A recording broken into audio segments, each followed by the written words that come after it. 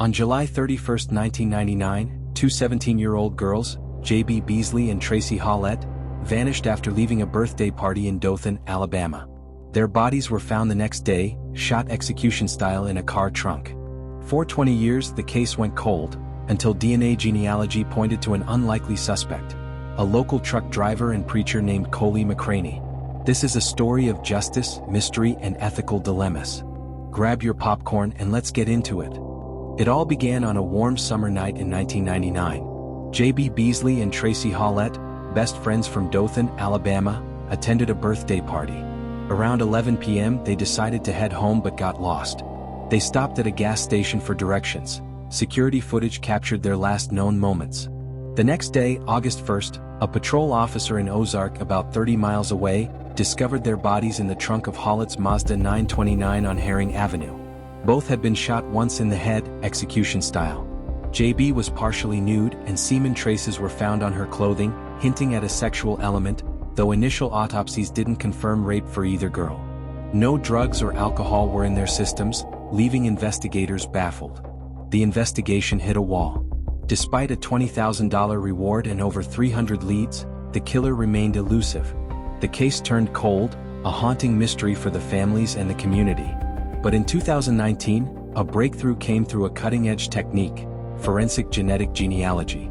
Forensic genetic genealogy uses DNA evidence to build family trees and identify suspects through public genealogy databases. In this case, Parabon Nanolabs, a leader in the field, analyzed the semen DNA from the crime scene. By 2019, this technology had already helped solve over 200 cases, according to a 2021 Parabon study. The process generated a suspect profile that led investigators to Coley McCraney, then 45, a truck driver from Dothan who lived in Ozark at the time of the murders. You hear this referred to as a cold case. What I hope you recognize today is it was an open case, an ongoing investigation. And as Chief talked about, the many people that are in this room today that at some point in time pursued leads, gathered evidence, offered advice, I hope you understand that the two victims in this case were not forgotten.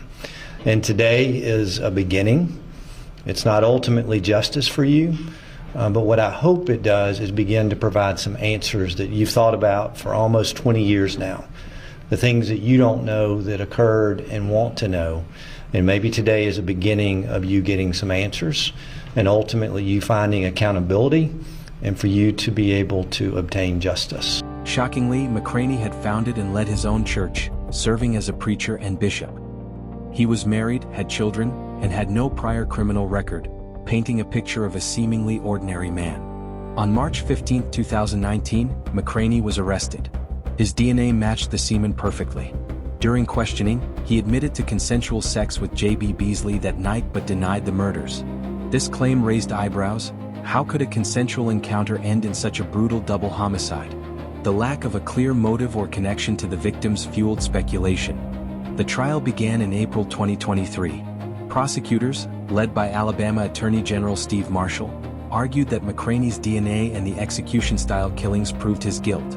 The defense leaned on his lack of criminal history and the absence of rape confirmation, suggesting the consensual sex story might hold weight. But the jury wasn't convinced. On April 26, 2023, McCraney was convicted on 4 counts of capital murder. The next day he was sentenced to life without parole. Appeals followed, but on December 13, 2024, the Alabama Supreme Court upheld the conviction, closing the chapter on this decades-old case. Despite the conviction, questions linger. What was the motive? McCraney's claim of consensual sex doesn't align with the cold-blooded shootings. Did he know the girls, or was this a random encounter turned deadly? This case highlights the power of forensic genetic genealogy. By December 2023, Wikipedia data shows it had solved 651 cases worldwide, including the Golden State Killer. It's a game-changer for cold cases, using next-generation sequencing and public DNA databases.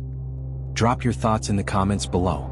If you enjoyed this deep dive, hit that like button, subscribe, and ring the bell for more true crime stories.